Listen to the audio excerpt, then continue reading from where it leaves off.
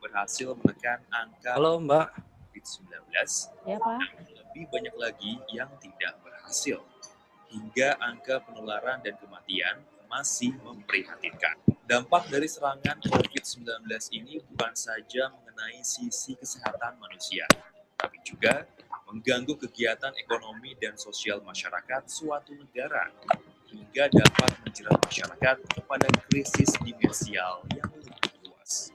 Tidak ada jalan lain selain melawan serangan COVID-19 ini dengan menjalankan pola hidup baru dengan protokol kesehatan yang sudah dianjurkan oleh pemerintah melalui Satuan Tugas COVID-19 Republik Indonesia. Dengan langkah ini, maka akan terbangun kepercayaan diri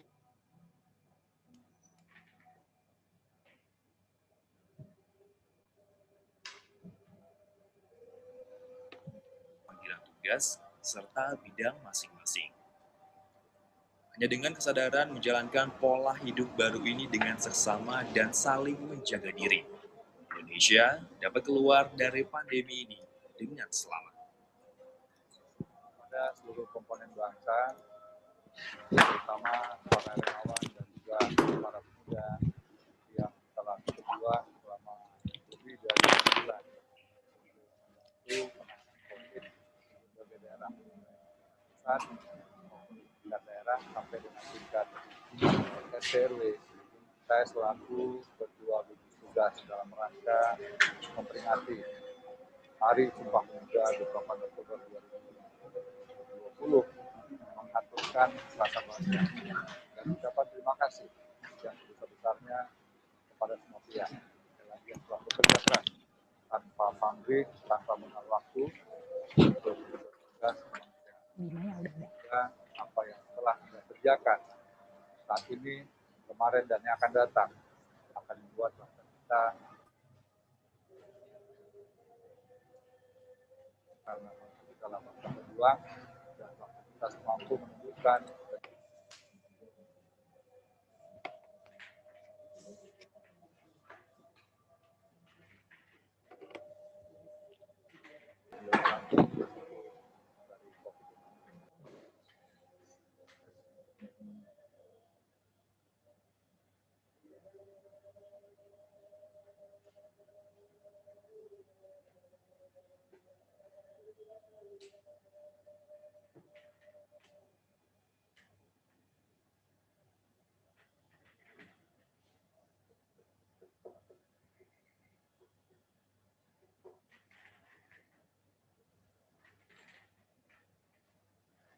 Akan ibadah, wajib pakai masker, wajib jaga jarak, hindari kerumunan, wajib cuci tangan, yuk olahraga, istirahat yang cukup, iman, aman dan imun.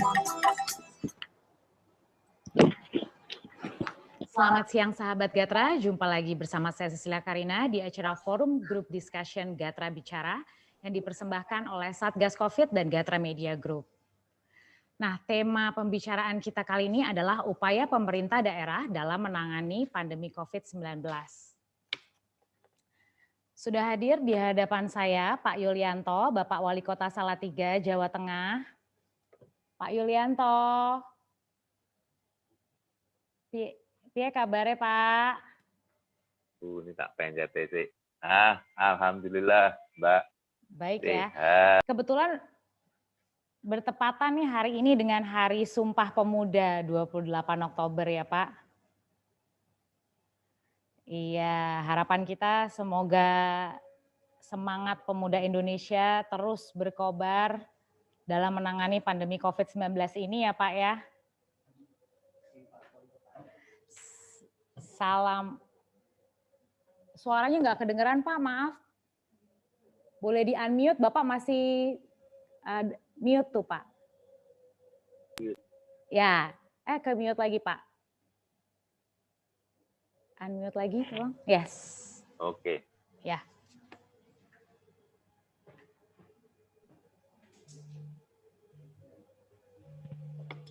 Ya, halo. Iya Pak. Ya. Ya, dengan semangat Sumpah Pemuda kita bareng-bareng menghadapi pandemi COVID-19. baik yang ada di Betul. Salatiga maupun yang ada di seluruh Indonesia. Indonesia ini, Pak. Betul. Salam satu nusa, satu bangsa, satu bahasa ya Pak. Satu tanah air. Satu tanah air tercinta Indonesia. Nah, pas banget nih dalam bertepatan dengan Sumpah Pemuda ini ada salah satu pemuda juga Pak yang jadi pembicara kita. Oh, yaitu ya. Mas Bima Yudhistira. Mas Bima, Mas Bimo. Bima. Pripun kabari?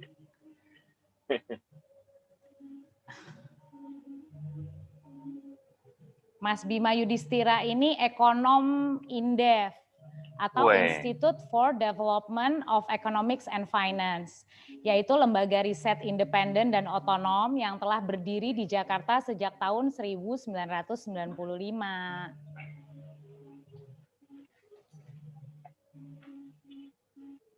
Mas Bimanya mungkin belum hadir ya?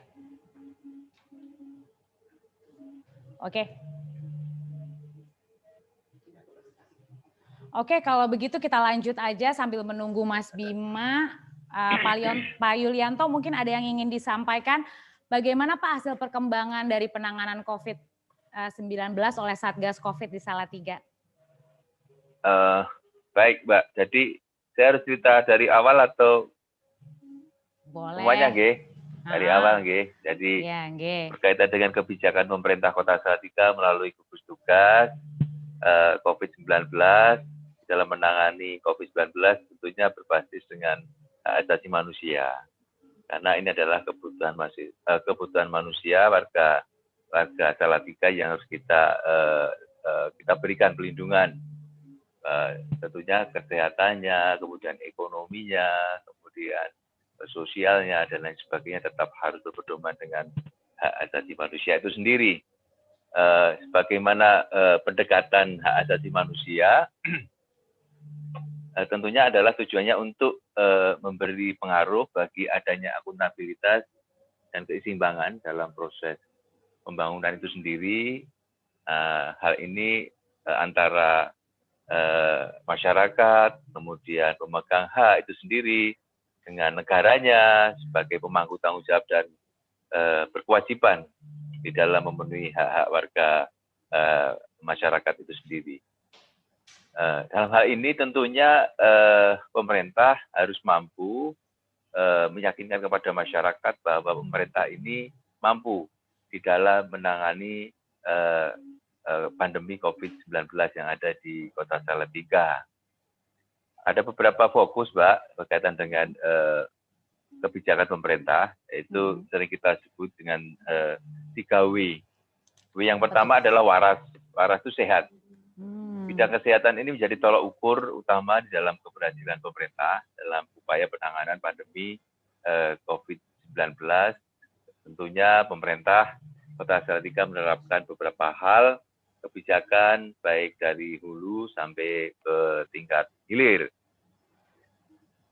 Dan hulu ini tentunya kesiapan tenaga medis seberapa banyak, kemudian kelengkapan alat-alatnya, kemudian penyediaan APD, kemudian ketersediaan ruang perawatan bagi warga yang terpapar, kemudian diberikannya insentif tenaga medis, tenaga kesehatan, penyediaan ruang singgah sehat atau sering kita sebut RSS, serta rapid test dan swab test yang massal.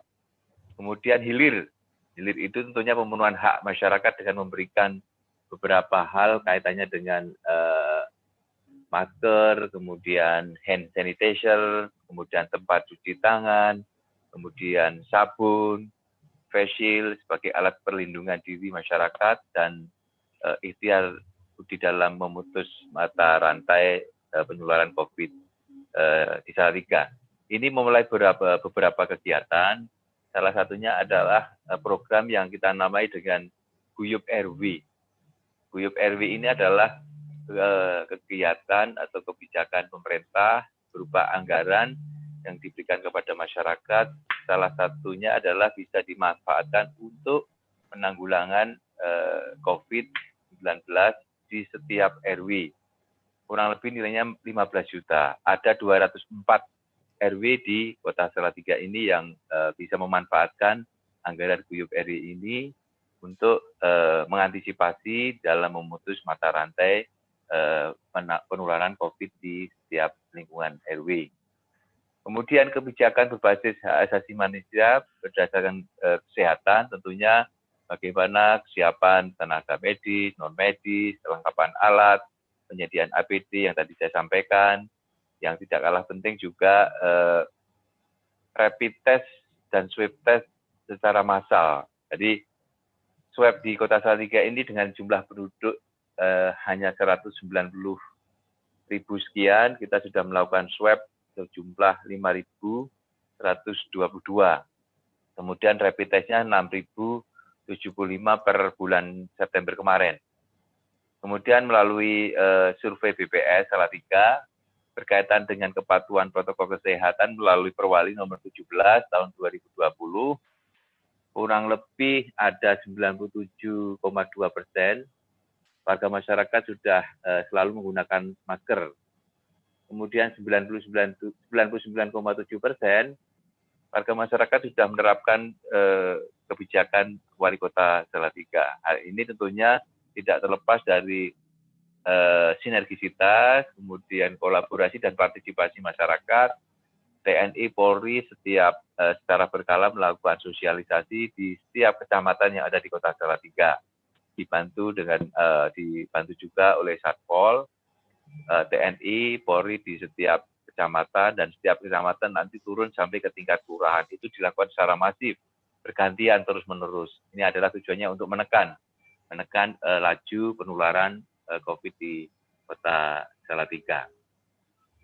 Kemudian kondisi saat ini per September, ini total yang terkonfirmasi ada 253, yang meninggal ada 4, kira-kira persentasenya ada 1,6%, sedangkan yang dirawat ada 20 pasien atau 6,9%.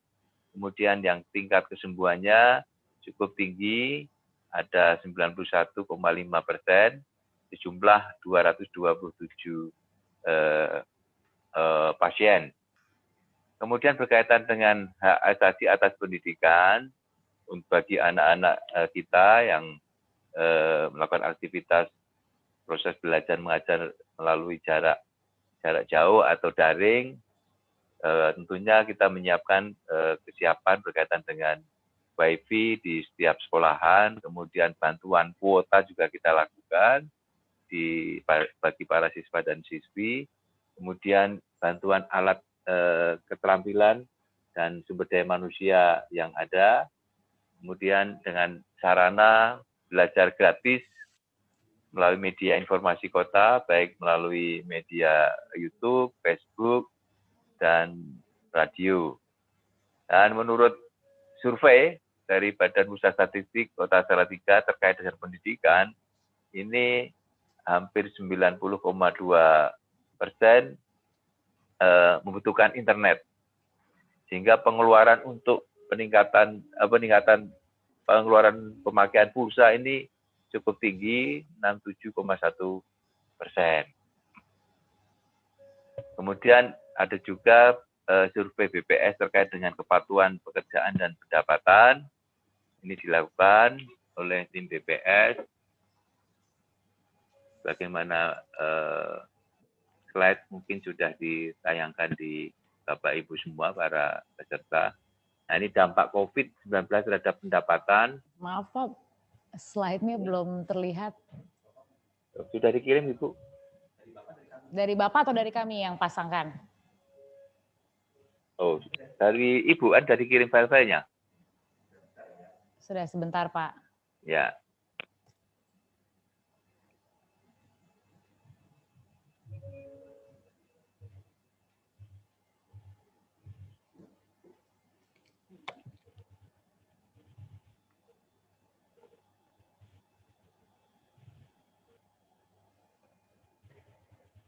Oke Pak, sudah terlihat slide-nya.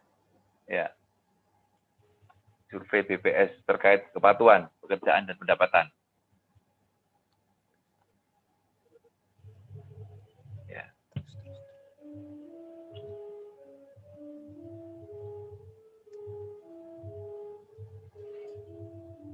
Terus Ibu. Ya, terus. Terus sekali lagi atau 2 kali lagi ini. Terus. Lagi.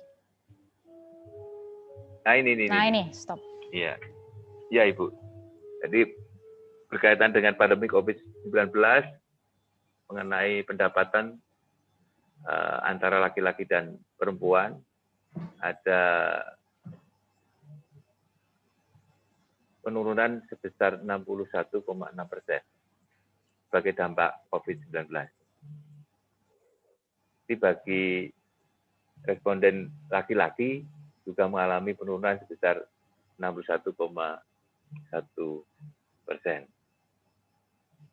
Hampir sama, perempuan juga 62,0%. Ini berkaitan dengan survei yang dilakukan oleh BPS kaitannya dengan pandemi COVID yang ada di Kota Salatiga. Sektor-sektor manakah yang paling berdampak? Ini tentunya yang sangat terpukul adalah industri pariwisata, kemudian UMKM, kemudian perdagangan eceran, sektor transportasi, pergudangan, kuliner, makan minum, perhotelan juga. Dan tentunya hal ini juga sangat berpengaruh terhadap cukup banyaknya para pelaku usaha yang menutup usahanya secara sementara, bahkan permanen akibat kebijakan fisikal dan social distancing untuk memutus rantai penularan coronavirus di Kota Salatiga. Kemudian survei juga dilakukan di Salatiga terhadap 633 responden, menunjukkan bahwa 15,6% responden laki-laki baru saja mengalami PHK akibat perusahaan atau tempat usahanya ditutup sementara atau bahkan permanen. Kemudian sebanyak 17,5% responden laki-laki bekerja namun sementara dirumahkan. Oke. Nah, tentunya berkaitan dengan hal tersebut, pemerintah Kota Salatiga di dalam pemenuhan hak atas pekerjaan dan kehidupan yang layak melalui anggaran refocusing sebesar 105M. Ini meliputi 3 bidang. Yang pertama di bidang kesehatan sebesar 59,4 miliar, kemudian untuk jaring pengaman sosial 28,1 miliar, dan penanganan dampak ekonomi 17 miliar.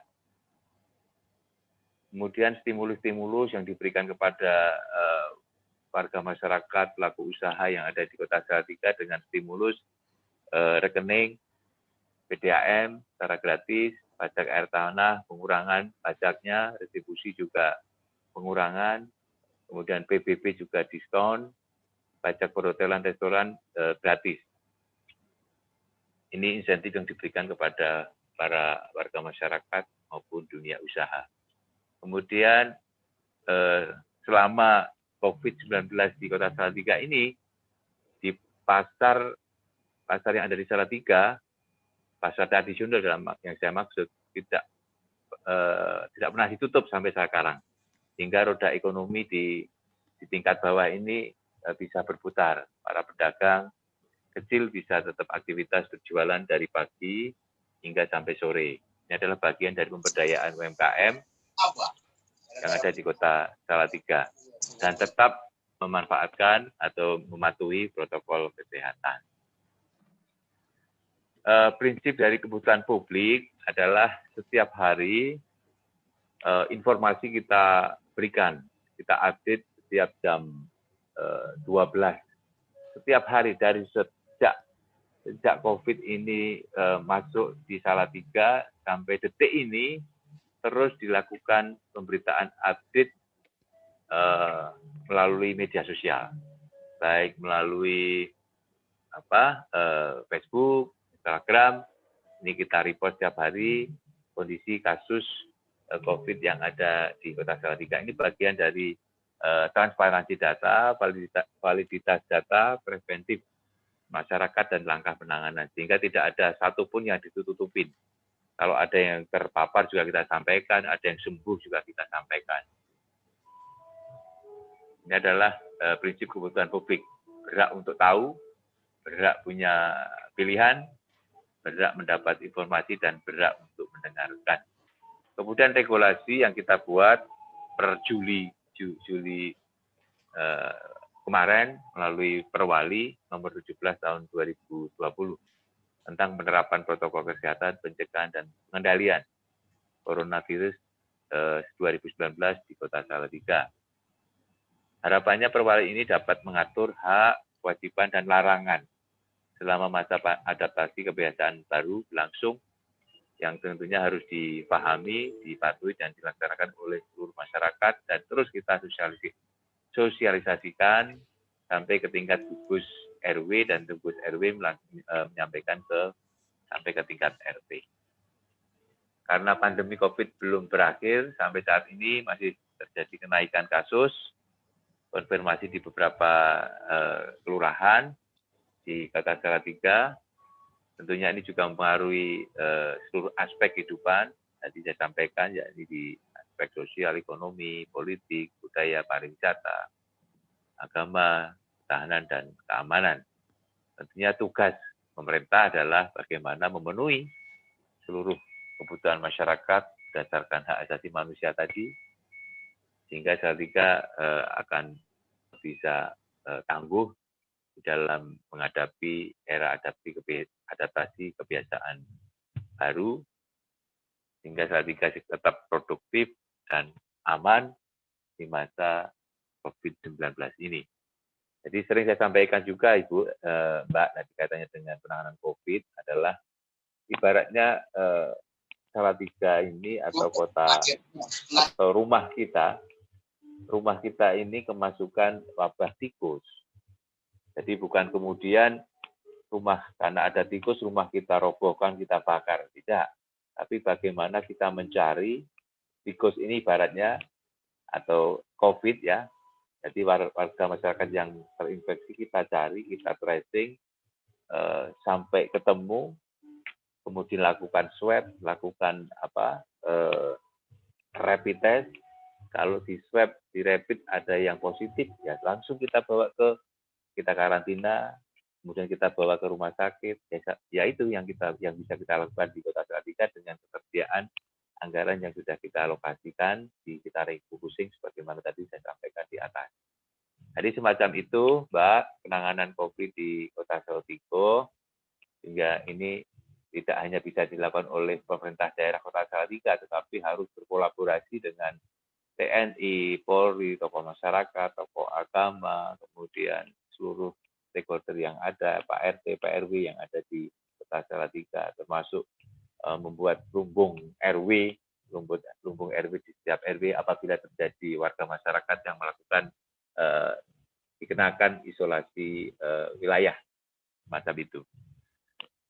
Saya kira itu Bapak, Ibu semuanya yang dapat saya sampaikan berkaitan dengan kebijakan pemerintah kota di dalam menangani pandemi COVID-19 di Kota Salatiga. Mudah-mudahan ini bisa menambah ilmu pengetahuan, wawasan kita bersama. Terima kasih, matur nuwun. Assalamualaikum warahmatullahi wabarakatuh. Pak Yulianto, maaf tadi 3W apa ya? Waras? Wareg. Wasis. Oh, oke.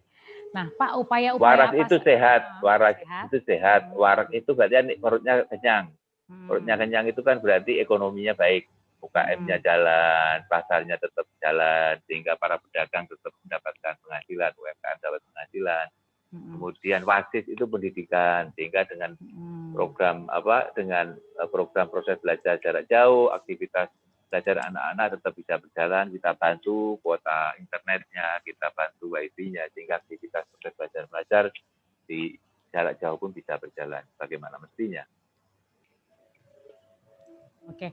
Baik Pak, tadi kan Bapak ada cerita sedikit tentang langkah dan strategi yang dilakukan oleh Pemda Salatiga untuk menggerakkan ekonomi di masa sekarang ini ya.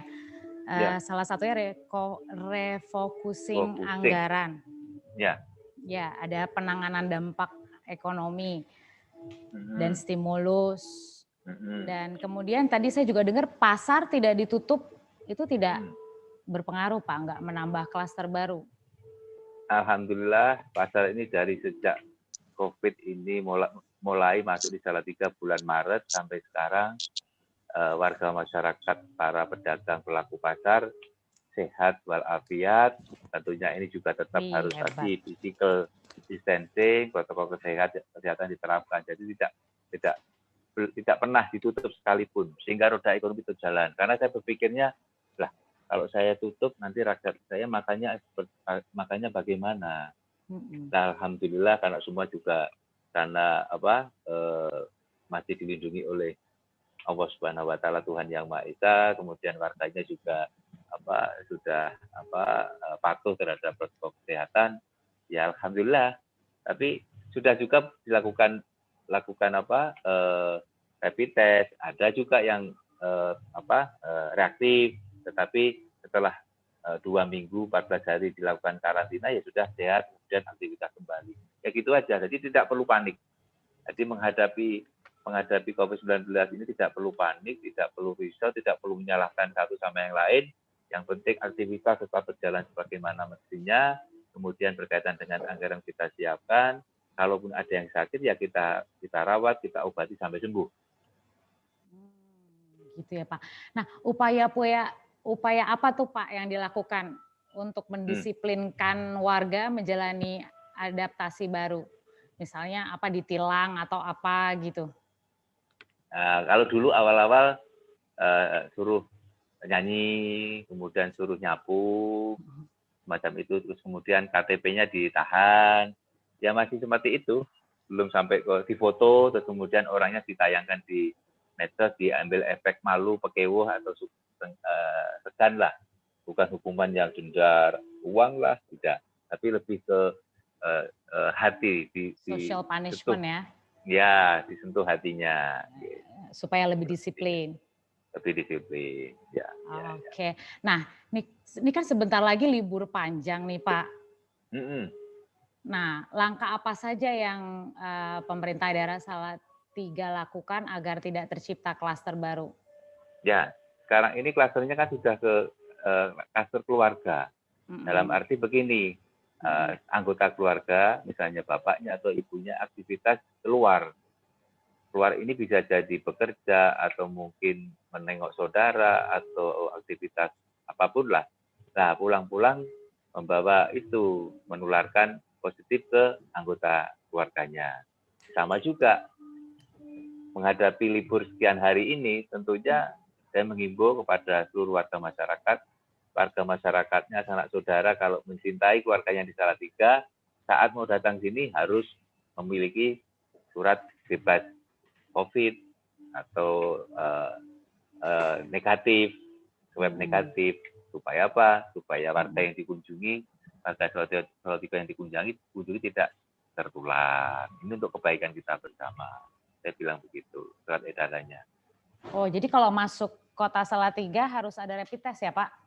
Ya, jadi menghubungi pada saat sanak saudaranya misalnya dari luar kota mau balik ke kampung, dari Jakarta ke Salatiga, ya Jakarta, suruh tes dulu, biar sama-sama baik. Jadi warga yang dikunjungi di Salatiga juga bisa sehat, tetap sehat. Gitu. Kalau misalnya masih reaktif atau positif, ya biar istirahat dulu di Jakarta atau di luar kotanya. Tapi kalau sudah semuanya sehat, baik silahkan mau datang ke Salatiga, mau nginep sehari, 2 hari, 2 tahun, monggo saja. Begitu ya Pak? Ya. Nah, respon masyarakat sendiri dan pejabat setempat dalam menghadapi COVID ini gimana Pak?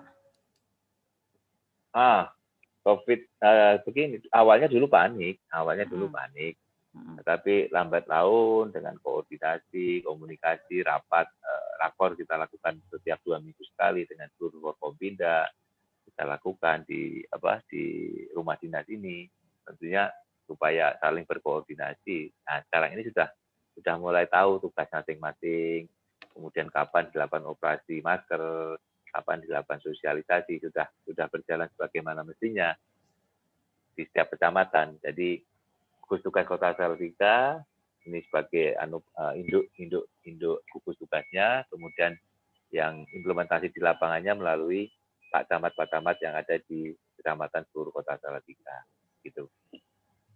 Begitu ya Pak. Terus strategi apa lagi nih Pak yang dilakukan untuk melandaikan kurva di Salatiga? Melandaikan Ada strategi lain ya nggak? strateginya tadi, yang paling pokok adalah, yang paling inti ya bagaimana mendisiplinkan protokol kesehatan, cuci tangan pakai sabun, kemudian 3M itu ya, pakai masker, 3M, memakai masker, mencuci tangan pakai sabun, jaga jarak, tetap itu. Nggak ada cara lain. Itu aja caranya, belum ada inovasi-inovasi strategi? Belum, hanya itu saja yang kami lakukan kepada sosialisasi yang diberikan kepada masyarakat Kota Salatiga.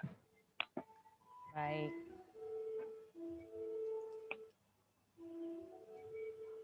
Kemudian, sambil menunggu Mas Bima, kita bincang-bincang dulu ya Pak ya. Ya. Kemarin ada dampak nggak Pak pada pariwisata? Jadi sedikit ya yang mengunjungi Salatiga semenjak COVID-19? Iya, tadi saya sampaikan ada penurunan sekitar lebih dari 50% tadi. Juga ya Pak? Iya. Sehingga ada yang dirumahkan, ada yang bahkan di PHK, macam itu. Termasuk restoran, semua tutup Pak? Tutup. Tapi kemudian di 3 bulan sejak Maret, April, Mei, Juni sudah mulai kendor. Kita boleh buka, tapi belinya nggak boleh dimakan di tempat, harus online. Take away dibawa pulang. Itu dibuka sampai jam 8. Kemudian setelah berjalan baik, sebulan kemudian kita tambah sampai jam 10. Tapi harus take away. Harus take away ya, nggak boleh makan di tempat ya Pak nongkrong, ya? Nggak boleh nongkrong. Iya. Terus penanganan dampak ekonomi Pak, tadi saya mau tanya, apa yang dilakukan? Maksudnya ada bantuan kah untuk warga Kota Salatiga? Ada inovasi yang kita berikan. Apa tuh Pak? Belanja warung tetangga. Wih, jadi? Belanja warung tetangga, baik warung makan, warung belanja kelontong, ini di tetangga kita dulu. Selain tidak aktivitas keluar, sehingga harapannya warung di sekitar itu laku, warga tidak perlu datang ke kota, sehingga tidak menimbulkan klaster baru atau penyebaran dan lain sebagainya, sehingga aktivitas tetap berjalan di ekonomi juga berputar di tingkat wilayah di RT atau di RW. Pak, tadi ada yang komentar tuh, caranya Pak Yulianto cukup unik katanya, memberikan sanksi sosial. Sanksi sosial cukup efektif katanya. Iya, cukup efektif Mbak, jadi kaitannya dengan sanksi sosial. Dengan awalnya dulu saat operasi dikasih tulisan, namanya siapa? Misalnya namanya Agus, saya Agus tidak akan mengulangi lagi, besok pakai masker, itu. Terus dikasih masker, macam itu difoto, terus kemudian ditayangkan di Instagram, di Facebook, macam itu. Kemudian ada juga yang menyapu di jalan, gitu. Tergantung operasinya. Kalau operasinya di jalan di kota, ada disiapin sapu, nyapu paling hanya berapa menit, 5 menit, cukup hanya sanksi sosial aja. Iya. Kemudian ada bantuan sosial juga nggak Pak di Kota Salatiga? Ada bantuan sembako selama 4 bulan ini kita bantu hampir 13.000 kakak, kita bantu senilai 250 per pack-nya.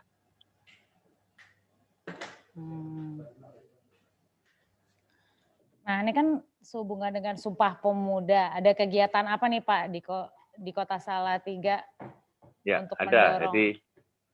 Jadi berkaitan dengan memperingati Hari Sumpah Pemuda melalui Dinas Kominfo ini melaksanakan kegiatan pertunjukan kebudayaan namanya Cimpleng. Cimpleng ini kebudayaan asli Kota Salatiga seperti seperti ketoprak begitu, seperti ketoprak. Tapi menarik ya. ya nanti yang menyaksikan cukup Forkompinda paling hanya 20 orang. Ditayangkan melalui streaming ke YouTube, ke Instagram. Nanti warga masyarakat melihatnya di online saja. Tapi Forkompinda nanti melihat secara langsung di rumah dinas ini, di rumah dinas wali kota. Ya. Oh, jadi semacam pertunjukan online ya, Pak? Ya, online. Tapi sebelum-sebelumnya setiap ada kegiatan musik, kegiatan apa ya, ada juga kita tayang, tapi secara online nanti penontonnya pakai mobil, secara mobil. Drive-thru menarik sekali. kita lakukan. Ya, bagian dari menggerakkan apa ya, kegiatan warga masyarakat pelaku seni yang lama juga tidak melakukan aktivitas, kita berikan ruang untuk tampil, nanti masyarakat menonton di rumah masing-masing. Oh gitu Pak. Wow, menarik. Nah, ini Mas Bima sudah hadir nih Pak di tengah-tengah kita. Mas Bima Yudhistira. Selamat sore Pak. Halo Mas Selamat Bima. sore Mbak. Selamat sore. Ya. Selamat sore. Apa kabar Mas? Baik, alhamdulillah. Udah lama nih nggak main ke kantor Gatra ya semenjak pandemi. Oh, betul. Kesibuk apa Saya aja nih ada Mas? share screen ya mungkin. Ya boleh. Silakan Ya, langsung aja ya. Langsung. Oke.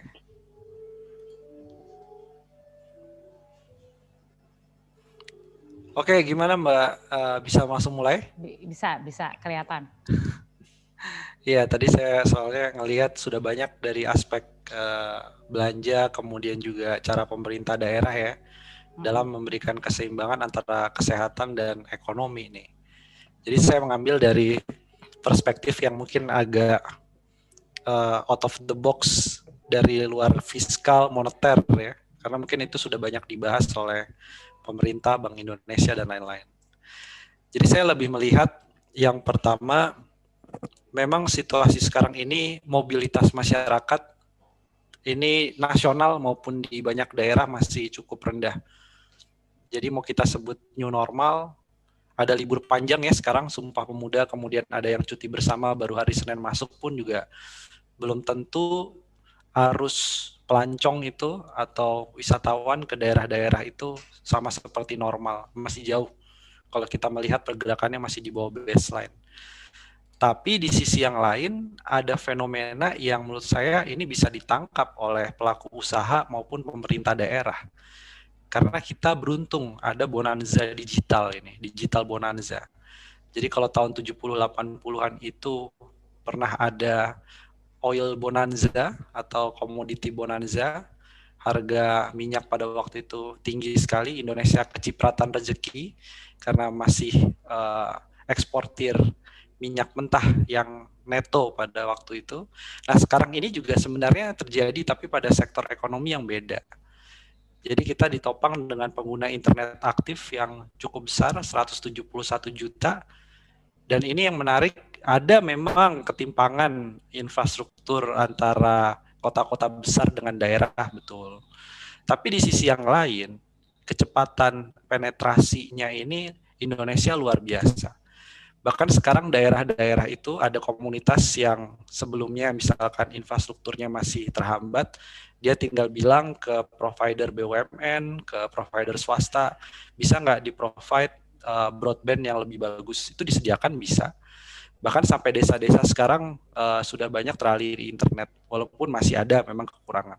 Tapi kalau kita melihat dari data ini, terlihat bahwa kita sebenarnya hanya tertinggal dari India dan Cina.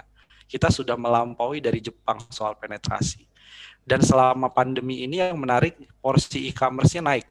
Dari sebelumnya 2%, sekarang ada di level 5%. Ini kan kenaikan yang menurut saya walaupun dari 2% ke 5% ya, masih belum menyusul negara seperti India 6%, Amerika Serikat karena lebih dulu 9%.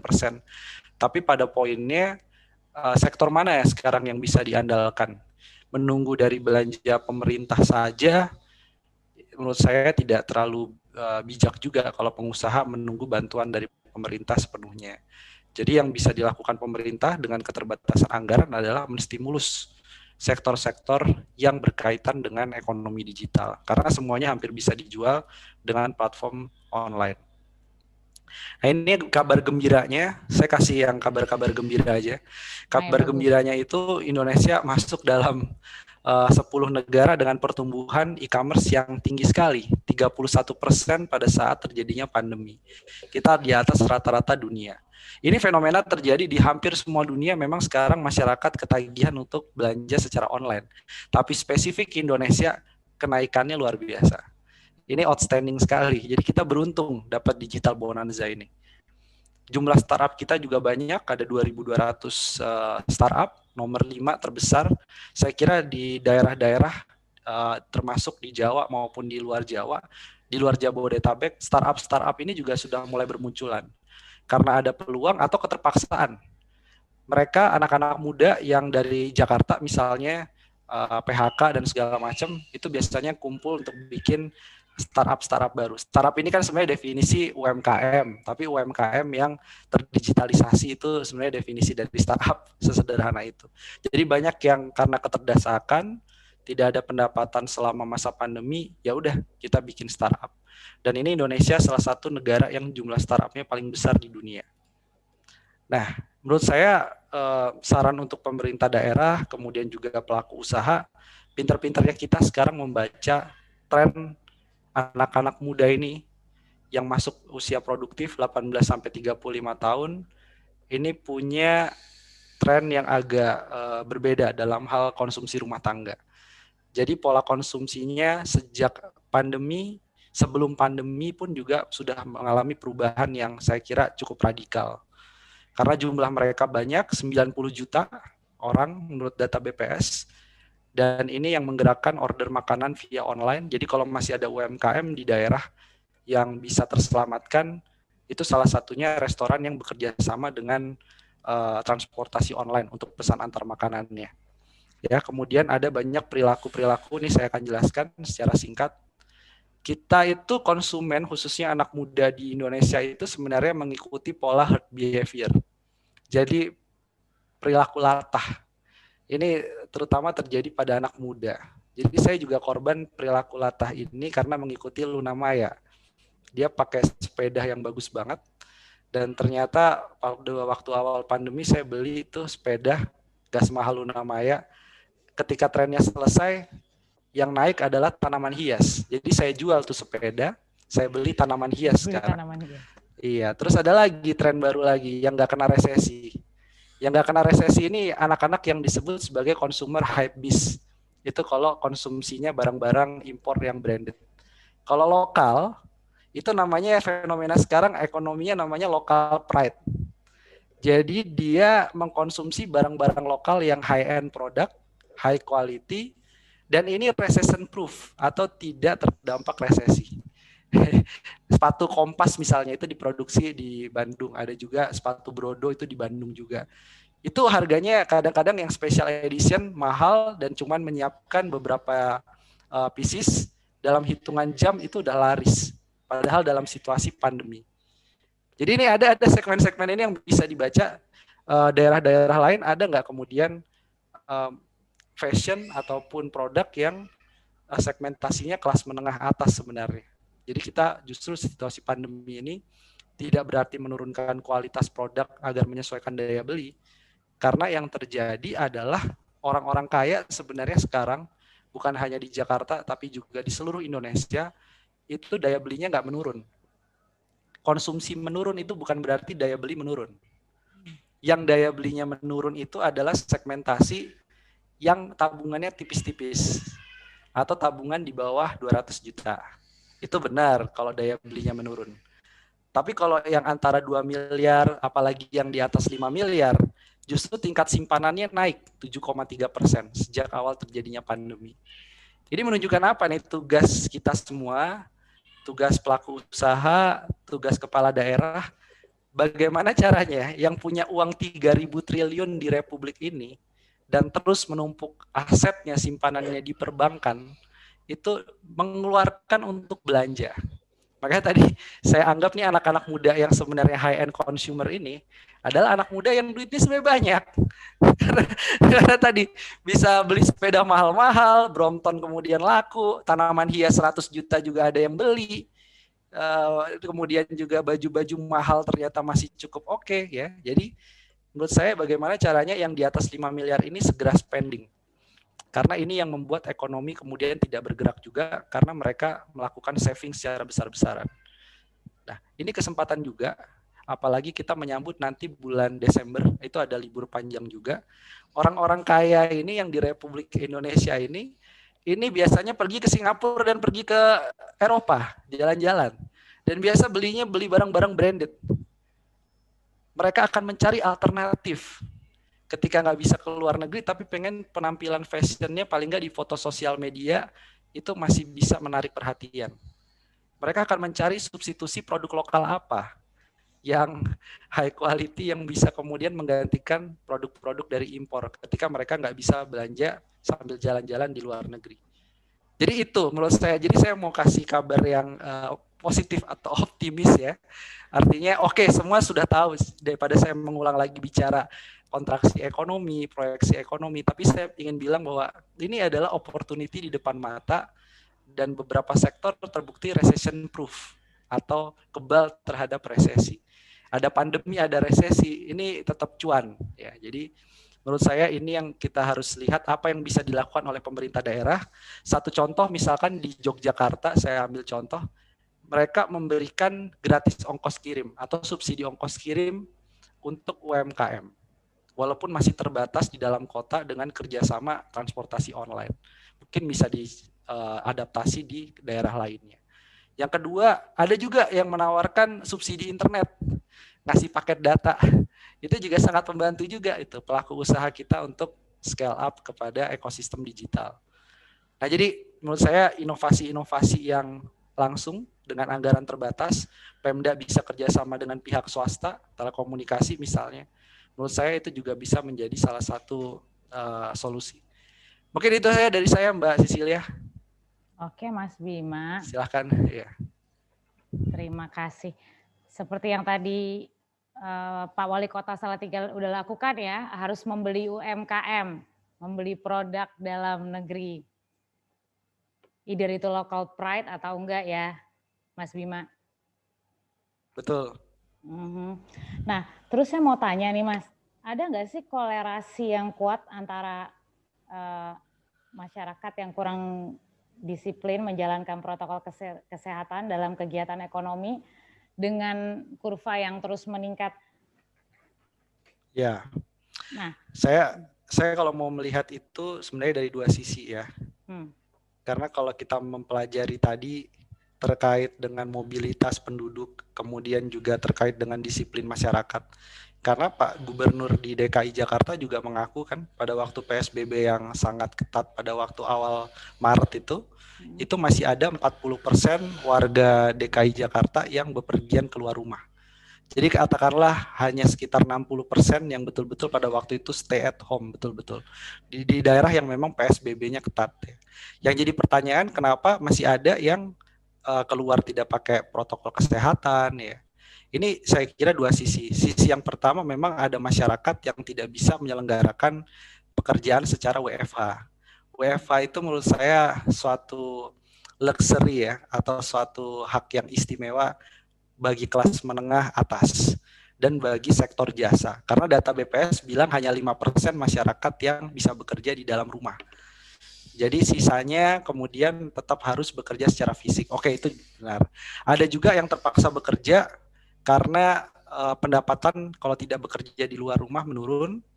Ada juga yang kemudian dengan sengaja memang keluar rumah memang untuk cari gara-gara, menganggap bahwa virus itu hoax dan segala macam. Nah, ini yang memang peran dari media sangat penting ya untuk membuat yang percaya terhadap konspirasi dan segala macam ini cepat tobat gitu.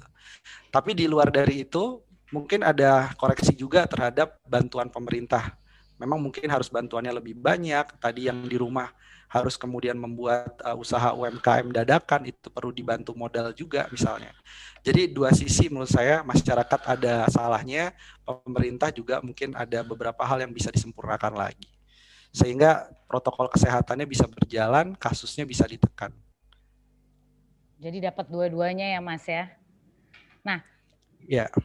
Mas Bima melihat usaha untuk jaga jarak nih, membatasi interaksi ataupun memegang benda, cross contamination ya. Jadi sekarang kan bayar lewat online, ya kan, melalui fintech atau e-commerce atau aplikasi pembayaran lain lah. Nah, menurut Mas Bima itu efektif nggak sih untuk mengurangi transmisi virus corona? Saya kira penting ya. Tadinya ini pembayaran digital, ini kalau generasi X dan baby boomer ini biasanya kurang percaya. Jadi ada masalah trust, mereka masih menggunakan uang cash. Tetapi mereka punya anak, mereka punya generasi muda-muda ini yang akhirnya mendorong memberitahu kepada orang tua, Pak nggak bisa gitu Pak. Pertama sekarang era digital, yang kedua kalau keluar rumah, apalagi orang tua ya di atas 60 tahun punya penyakit bawaan, bisa rentan Pak. Akhirnya yang generasi X dan baby boomers pun ikut-ikutan menggunakan pembayaran digital. At least tadi ya pesan makanannya menggunakan dompet digital, itu yang paling minimum sekali. Ada transfer banking, digital banking, dan lain-lain. Jadi menurut saya itu satu kebutuhan sekarang. Kalau sebelum pandemi itu masih menjadi tren di kalangan anak-anak muda, tapi sekarang udah merata ke semua usia. Bayar SPP-nya juga sekarang karena sekolahnya tutup, mau nggak mau bayar SPP-nya bisa pakai transfer perbankan atau menggunakan dompet digital. E-walletnya udah sampai sejauh itu untuk menyelesaikan masalah sehari-hari, dan itu akhirnya membantu juga untuk mengurangi terpaparnya masyarakat dari virus COVID-19. Karena saya sekarang secara pribadi ya, hampir selama pandemi ini tidak pernah ke bank, kecuali PIN-nya error, kartu ATM-nya ketelan, atau kemudian ada masalah teknis yang tidak bisa diselesaikan dengan digital, baru kemudian terpaksa ke perbankan. Oh, tapi jadi tujuannya semua memang lewat digital ya? Hampir. Pertumbuhan kita untuk digital wallet ya di Indonesia ini relatif tinggi. Masuk juga 10 tertinggi di dunia. Jadi kalau kita komparatif di negara 70 negara dijejer, Indonesia salah satu yang paling cepat untuk melakukan adaptasi itu. Khususnya kelas menengah atas, memang ada kecenderungan mereka yang paling peduli sebenarnya terhadap kesehatan. Jadi mengurangi transaksi fisik sekaligus juga menjaga kesehatan inline gitu, ketemu. Oke. Mau kasih tahu peserta kalau sesi tanya jawab sebentar lagi dibuka, boleh mulai tanya-tanya sambil saya terus ngobrol sama Mas Bima dan Pak Yulianto ya Pak. Tadi juga saya udah bahas sama Pak Yulianto mengenai libur panjang. Nah, kalau menurut Mas Bima nih gimana nih? Kan libur panjang sebentar lagi nih Mas ya. Nah, ini kan menjadi dilema karena di satu sisi dapat meningkatkan pergerakan ekonomi dan pariwisata, namun di sisi lain juga berpotensi untuk memunculkan penularan dan klaster baru. Nah, bagaimana tuh ya kira-kira upaya penyeimbangan dua sisi tersebut agar libur panjang ini dapat menguntungkan dari aspek ekonomi dan aspek kesehatan? Oke. Memang kita pengennya liburan itu seperti di Wuhan ya. Karena di Wuhan itu udah nggak ada yang pakai masker itu. Mereka karena bikin udah turun. party karena sudah turun kasusnya. Memang ada pandangan bahwa kita turunkan dulu dan sektor pariwisata jadi sektor yang paling terakhir ya. Tapi ini memang kontekstual, tergantung juga berapa banyak tenaga kerja yang bergantung pada sektor pariwisata dan seberapa cukupkah pemerintah menghandle agar tidak terjadi PHK di sektor pariwisata. Berarti kita harus cari common ground-nya seperti apa. Ada yang menarik ya, ada beberapa toko di tempat pariwisata bukan hanya menyuruh 3M ya, cuci tangan, kemudian jaga jarak gitu ya dan segala macam.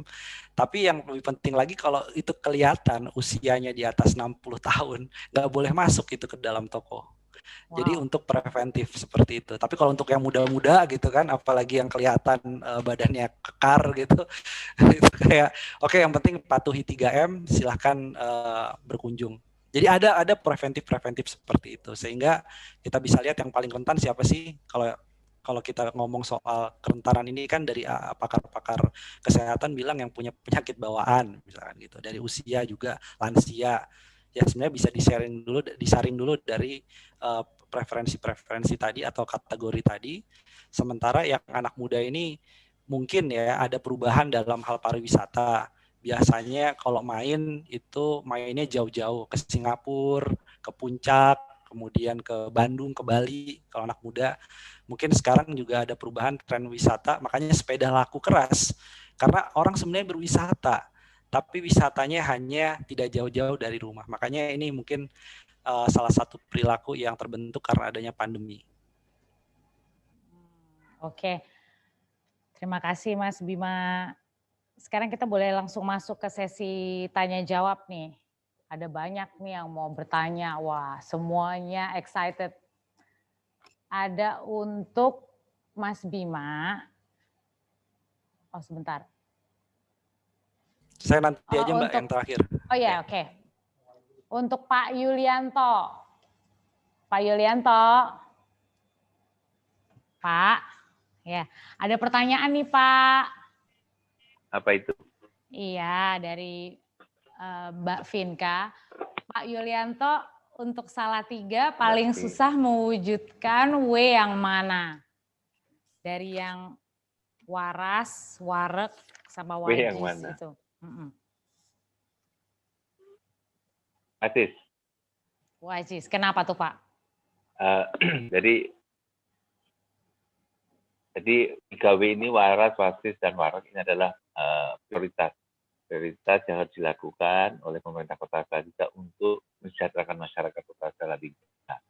Nah, tentunya 3W ini selama kami menjadi wali Kota Salatiga tentunya kan harus diukur kan gitu kan. Ukurannya adalah ya sebelumnya dulu tahun 2011 angka kemiskinan Kota Salatiga ini 2 digit, 10 lebih. Sekarang ini sudah 4,75%. Jadi turunnya hampir 6%. Kemudian indeks pembangunan manusia Kota Salatiga ini tertinggi juga di Jawa Tengah. Nah, ini kan ukuran-ukurannya. Adalah angka kemiskinan kecil, indeks pembangunan manusianya cukup tinggi. Nah, macam itu pewujudan di dalam 3W-nya. Wajis itu kan pendidikan ya Pak? Apa itu? Wajis. Wasis. Kan, wajis itu pendidikan ya? Wasis itu pinter. Ya. Oh, pintar. Pinter berarti kan pendidikannya memadai, sumber daya manusianya, tenaga pengajarnya juga yang kompeten dan lain sebagainya. Ini adalah bagian dari bangunan Kota Salatiga untuk meningkatkan kompetensi pendidiknya, kemudian mutu sekolahnya juga kita lakukan sehingga tingkat kelulusannya juga cukup tinggi, kemudian hasil tes anak-anak yang lulus itu juga membanggakan lah. Kalau di tingkat Jawa Tengah ya pasti dia dapat 3 besar lah. 3 besar. Baik, kalau begitu terima kasih. Di Salatiga. Oke, baik. Terima kasih Pak Yanto atas jawabannya. Semoga sudah dapat menjawab pertanyaan dari Ibu Vinka. Oke, pertanyaan berikutnya untuk Pak Wali Kota. Nah,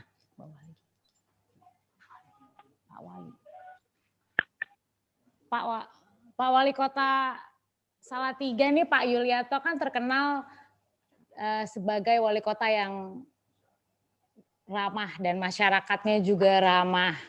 Nah, adakah kegiatan yang lahir dari masyarakat yang bersifat gotong royong dalam menghadapi pandemi ini?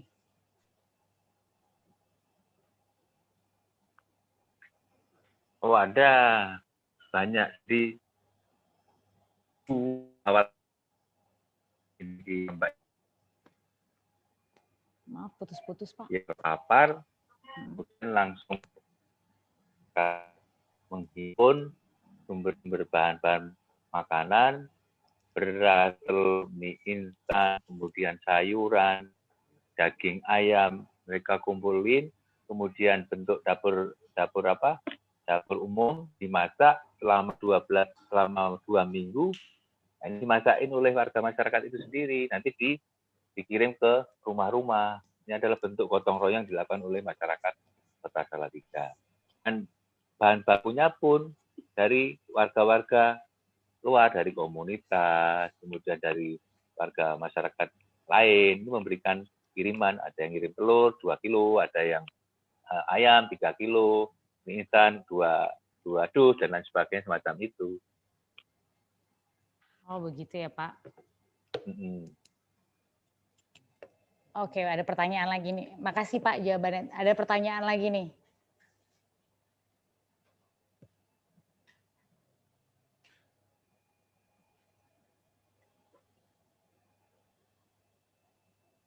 Oke, sekarang untuk Mas Bima ya.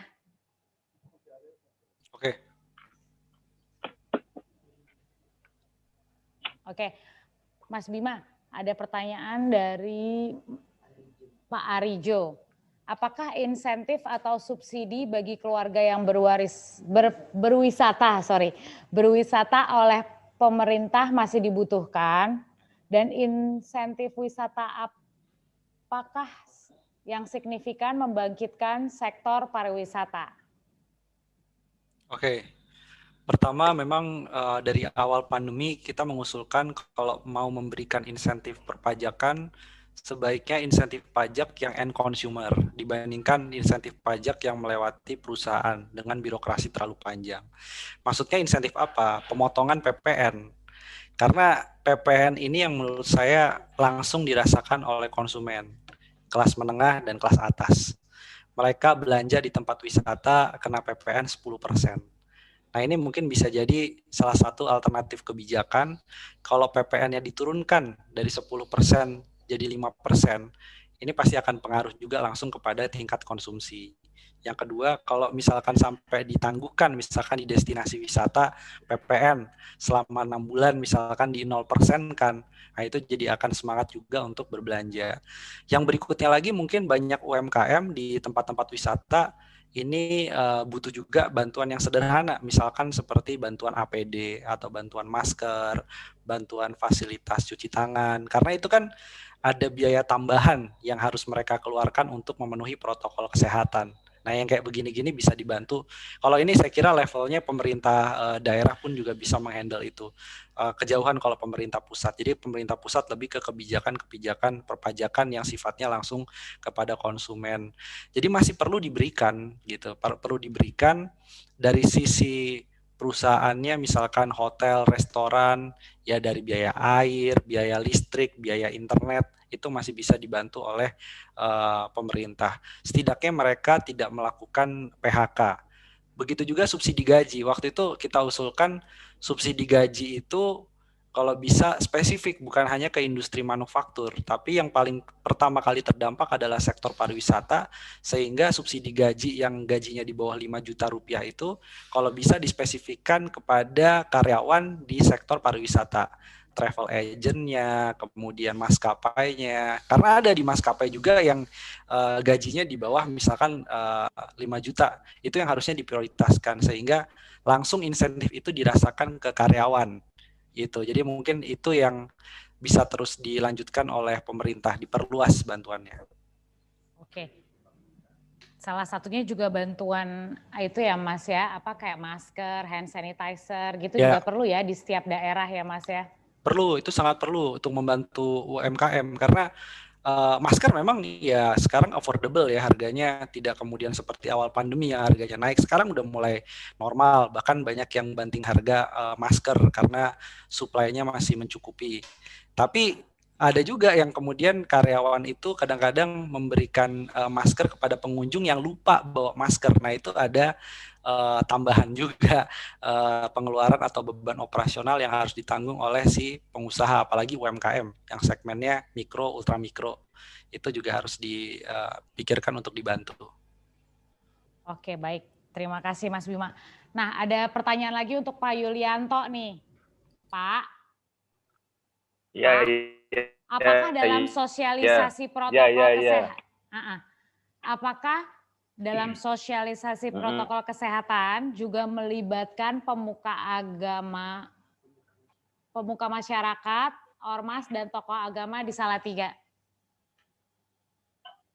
Oh ya, jadi melalui FKUP kita sosialisasikan. Jadi pada saat rapat koordinasi setiap 2 mingguan itu tidak hanya Forkompinda, tidak hanya Pak Kapolres, Pak Dandim, kemudian Pak Ketua Pengadilan Negeri, Pak Kajari, tidak hanya Forkompinda, tetapi dari NU, dari Muhammadiyah, FKUP, BKGS itu Badan Kerjasama Gereja-Gereja seluruh Salatiga juga diundang.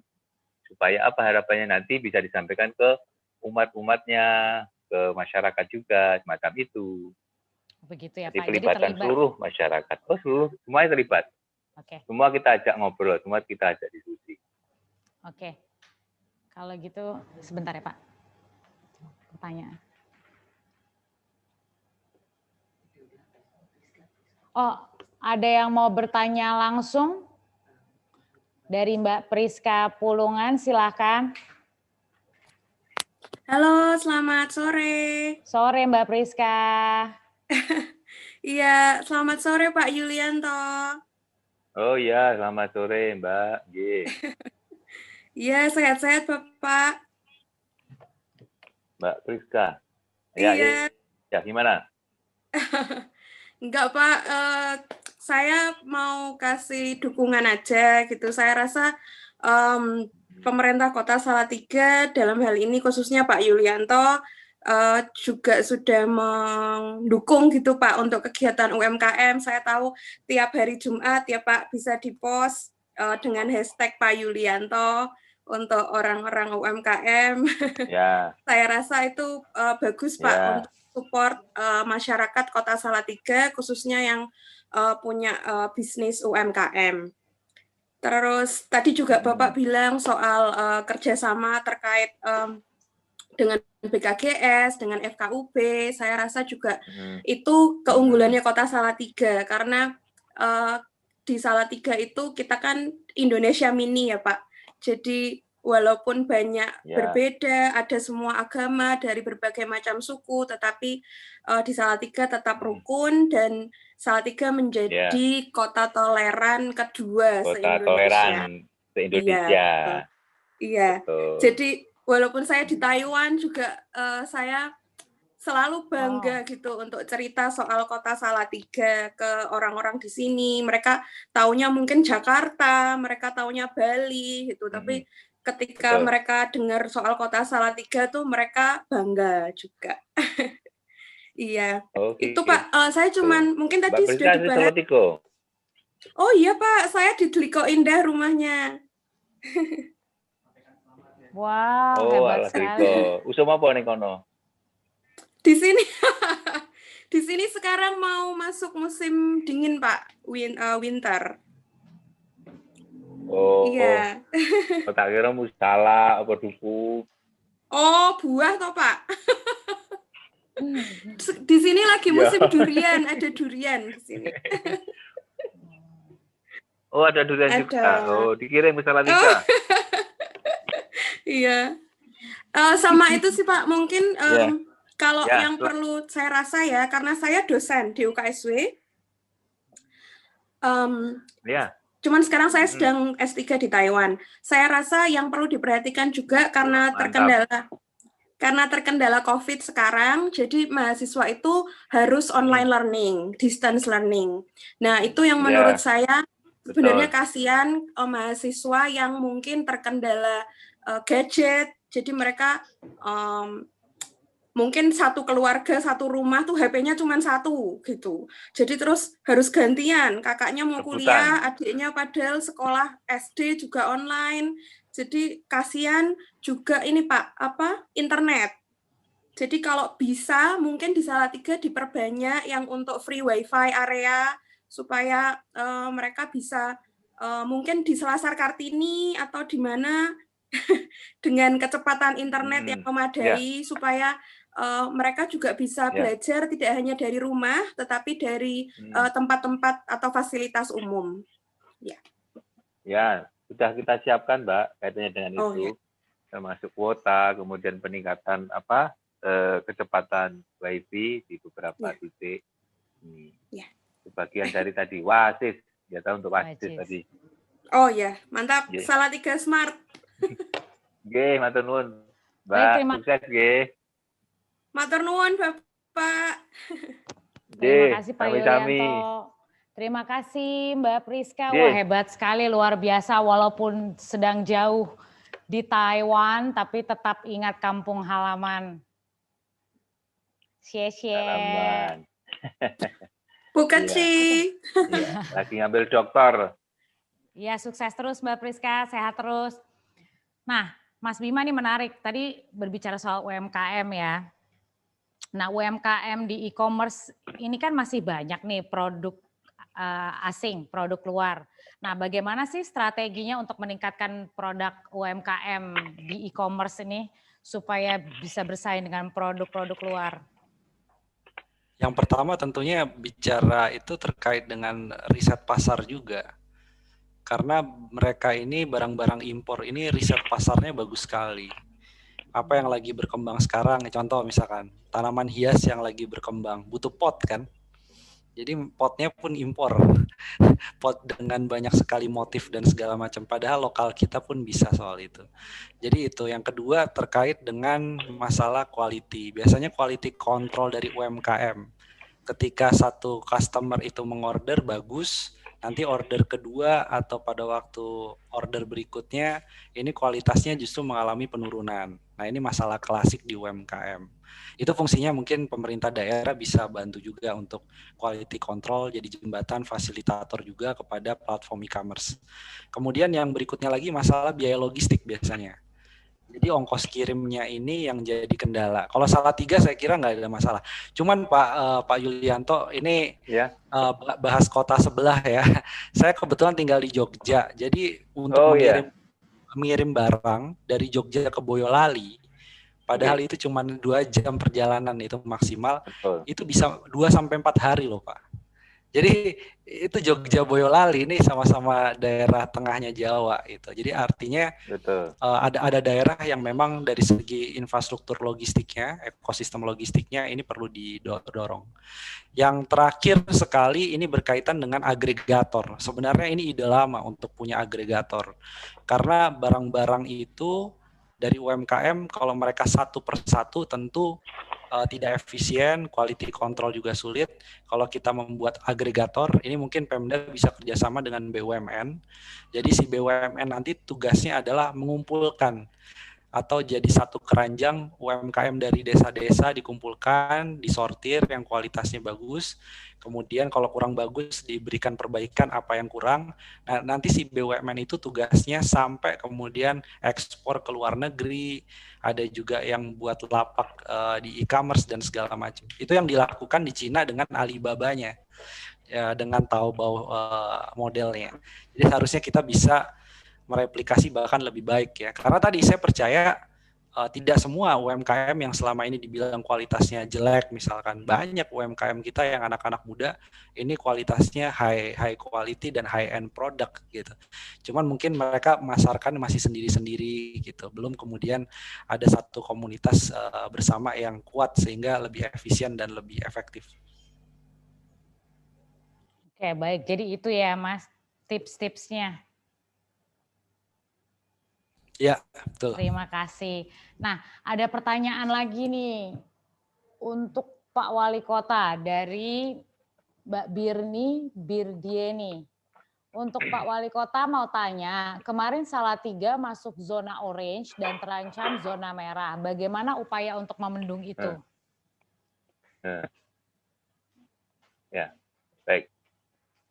Ya, makasih atas perhatiannya. Memang karena setiap hari, setiap saat kita report, jadi masyarakat itu selalu tahu kondisi kasus yang ada di Salatiga per hari itu seperti apa. Sehingga tadi sampaikan bahwa mendekati angka orange. Dan sekarang alhamdulillah sudah balik lagi ke kuning semacam itu. Nah, tentunya yang harus terus dijaga oleh masyarakat Kota Salatiga tetap disiplin dengan protokol kesehatan.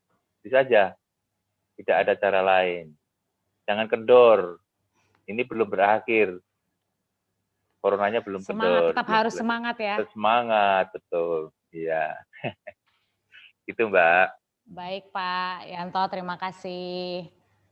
Kemudian ada lagi pertanyaan untuk selamat sore produk UMKM di e-commerce yang masih banyak produk asing bagaimana? Oh itu tadi udah ya, yang tips-tips untuk bersaing dengan produk asing. Sudah ya. Oke, ada lagi nih untuk Mas Bima dan Pak Wali Kota, dua-duanya. Ya. Dalam hal pemulihan ekonomi di daerah, apa saja sebaiknya fokus yang ditekankan? Siapa dulu yang menjawab? Pak Yulianto dulu yang ya. jawab. Ya. Iya. Habis itu baru Mas Bima. Halo? Ya, Pak Yulianto silakan. Ya. Berkaitan dengan pemulihan ekonomi, tentunya kan tadi ada stimulan-stimulan, insentif-insentif yang diberikan kepada seluruh pelaku usaha, baik hotel, restoran, rumah makan, UMKM. Ini adalah bagian dari pemulihan kondisi negatif berkaitan dengan pandemi COVID-19. Kemudian berangsur-angsur masyarakat sudah mulai paham tentang protokol kesehatan, sehingga tetap aktivitas seperti biasa, cuman harus disiplin, jaga jarak, pakai masker,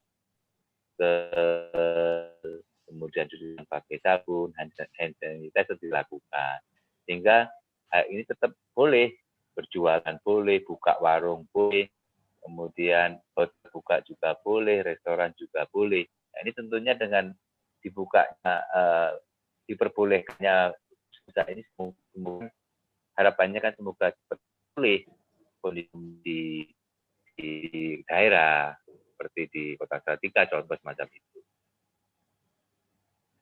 Baik, itu tadi ya. Oh, ya. Ya, itu tadi upayanya ya.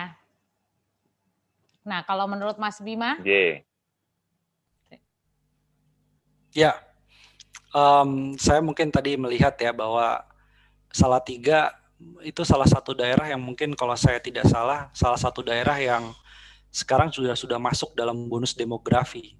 Walaupun secara nasional puncaknya 2030 ya.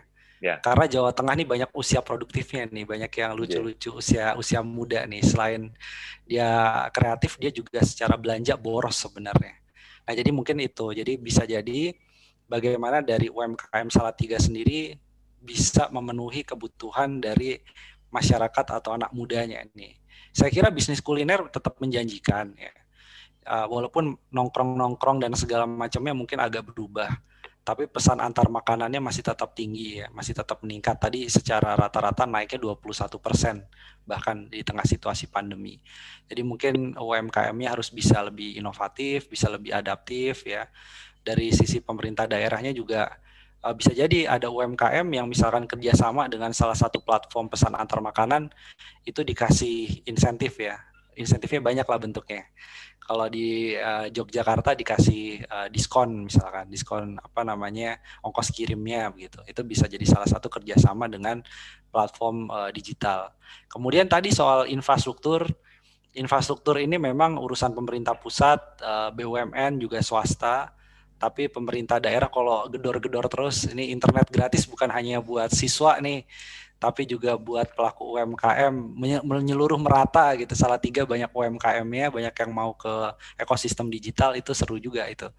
Nah mungkin saya langsung jawab langsung ini pertanyaan terkait dengan simpanan masyarakat ya. Mungkin ada kaitannya juga bagaimana pelaku usaha bisa menyesuaikan kondisi biar masyarakat belanja nih, nggak banyak nabung ya. Karena kalau terlalu banyak nabung, ekonomi akan sulit tumbuhnya di 2021. Salah satu strateginya tadi yang pertama lakukan riset terkait dengan perubahan perilaku konsumsi masyarakat. Ada juga yang memang begini, pada waktu itu memang musimnya masker.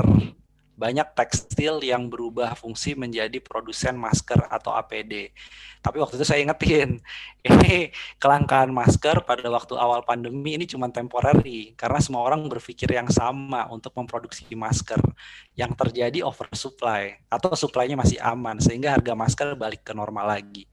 Jadi kita harus membaca apa yang sebenarnya bukan tren yang kemarin lewat, tapi yang what next-nya ini apa. Nah, Salatiga mungkin Pak Yulianto yang punya market intelligence lebih detail itu bisa memetakan. Karena kalau tadi saya sebutkan tanaman hias ya, kemudian juga sepeda, itu mungkin sudah berlalu, sudah terlalu banyak pemainnya. Nah, behavior atau perilaku konsumen apalagi yang bisa ditangkap ke depannya. Jadi itu. Yang kedua, terkait dengan kalau misalkan konsumsinya adalah konsumsi menengah ke bawah yang masih nanggung, nah ini ada strategi dalam industri yang disebut downsize. Downsize itu adalah menurunkan kualitas, menurunkan kuantitas. Ini yang mepet-mepet memang di menengah bawah biar tetap dia belanja, kualitasnya diturunkan. Contohnya apa konkretnya? Konkret yang paling baik itu contoh dari industri makanan minuman. Kita lihat nih selama terjadinya resesi, bahkan jauh sebelum resesi 2018-2019, produk minuman berkarbonasi itu makin kecil. Itu salah satu ciri mereka melakukan penyesuaian terhadap daya beli masyarakat yang menengah ke bawah ini. Kita tanpa sadar sebenarnya, snack makanan itu yang dijual di minimarket atau di toko-toko warung itu sekarang yang laris yang kemasannya makin kecil gitu. Jadi ini salah satu strategi untuk menyesuaikan situasi. Itu jadi pengusaha juga harus adaptif. Berikutnya lagi mungkin sekalian ya Mbak biar rampung nih yang di chat. Boleh terkait, silakan Mas ya, terkait dengan Outlook 2021. Ada pilkada ya. Pertama gini, pilkada memang sudah mulai kampanye-kampanye, masang baliho dan segala macam. Tapi gairahnya, kalau dulu itu ditanyain sama petani-petani yang ada di daerah, desa-desa, udah dapat kaos belum dari salah satu kandidat gitu kan. Sekarang banyak yang ngeluh kaosnya belum dapat nih. Tapi baliho ada gitu. Artinya apa? Artinya ini adalah pilkada di tengah situasi yang tidak normal atau tidak biasa. Sehingga efek terhadap konsumsi, efek terhadap reklame, mencetak kaos, terhadap panggung, ya, terhadap seniman. Ini banyak seniman yang sedih juga nih, karena biasanya pada waktu ada panggung-panggung rakyat itu ramai sekali, ada dangdutan, kesenian rakyat dan segala macam. Sekarang mungkin agak mengalami penurunan. Jadi efek pilkada bisa disimpulkan tidak terlalu signifikan untuk tahun ini terhadap ekonomi, betul. Semoga menjawab ya. Oke. Jadi untuk yang supaya masyarakat mau mengeluarkan uangnya untuk berbelanja itu kita harus mengikuti herd behavior itu ya. Iya, karena orang Indonesia ini sebenarnya sebagian besar milenial mau apa? Korban influencer. Iya, benar. Sebagian besar anak muda itu korban influencer. Iya, cuman follower ya.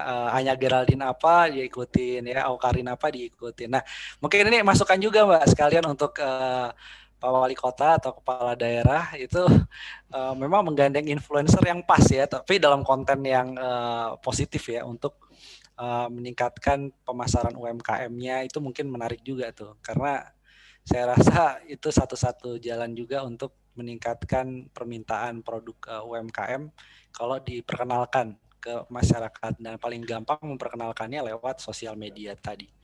Mungkin anggaran untuk influencer, tapi dalam hal pemasaran UMKM saya setuju dinaikkan, bukan influencer yang lain. Makasih. Dan semoga pemuda-pemuda Indonesia bisa jadi leader ya, bukan hanya follower. Amin, amin. Amin. Ya. Semoga aja nih doa kita dikabulkan di Hari Sumpah Pemuda ini. Nah, oke, ngobrolnya seru banget, tapi sayang kita sudah sampai di penghujung acara. Pak Yulianto, Mas Bima, ada pesan terakhir sebelum acara ini ditutup?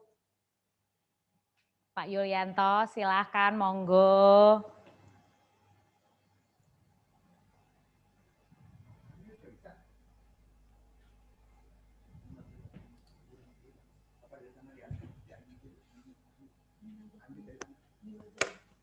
Oh, Pak Yulianto, maaf, Pak Yulianto masih di mute ya?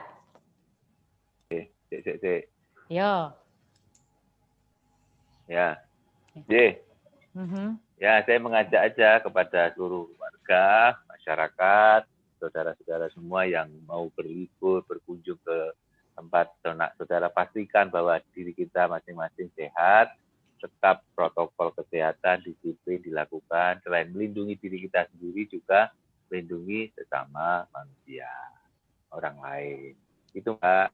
Baik, terima kasih Pak Yulianto Priyo Sutarjo. Silakan Mas Bima Yudhistira.